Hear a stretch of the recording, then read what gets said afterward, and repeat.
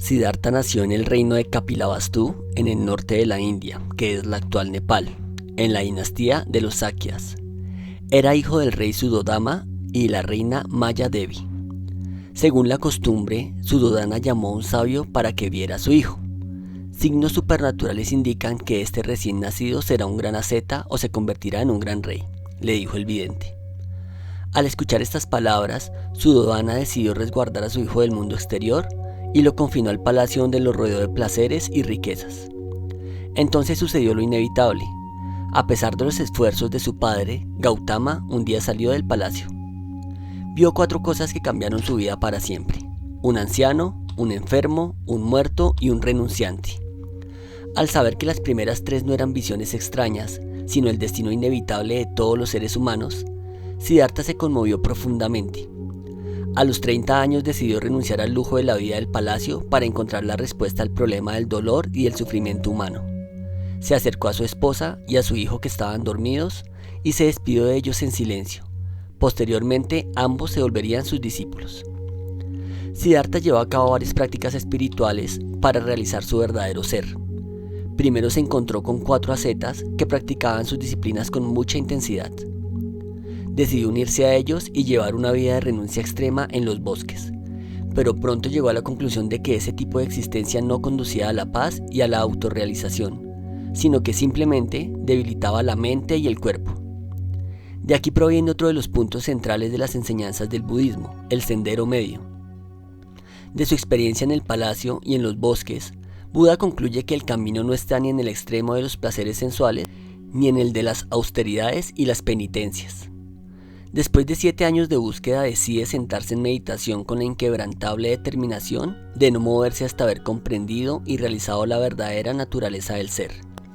Mientras estaba en meditación profunda, bajo una higuera conocida como el árbol del Bodhi, árbol de sabiduría, Gautama experimentó el grado más alto de conciencia llamado Nirvana. En sus propias palabras, la realidad que vino a mí es profunda y difícil de ver o entender porque está más allá del pensamiento. A partir de su iluminación, Siddhartha Gautama fue conocido como Buda el Iluminado. Al comenzar su enseñanza, pronto tuvo muchos discípulos en la India, ya que la mayoría hindú había quedado apartada por el brahmanismo ritualista.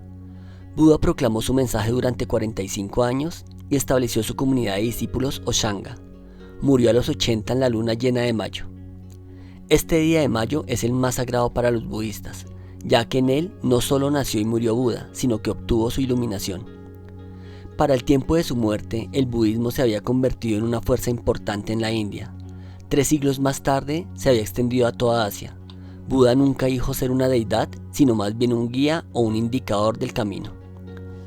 Su enseñanza: ustedes que son esclavos del yo, que le prestan servicio de sol a sombra, que viven en un miedo constante al nacimiento, a la vejez, a la enfermedad y a la muerte, reciban las buenas nuevas, su cruel amo no existe.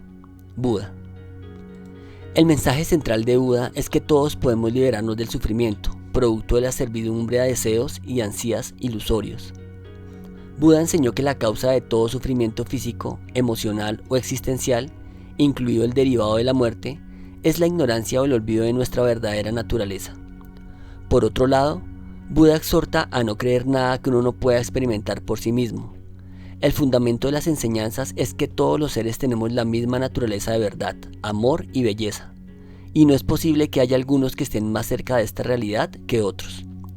Solo hay unos que se dan cuenta y otros que no. Así, el objetivo de toda la práctica de las enseñanzas es el despertar a nuestra verdadera realidad, al ser, llamado iluminación en el budismo y liberación en el hinduismo.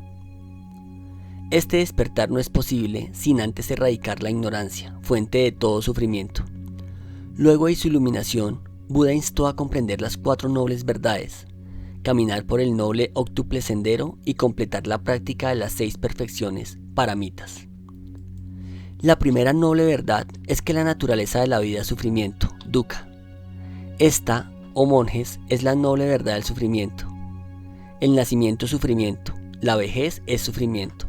La enfermedad es sufrimiento, la muerte es sufrimiento.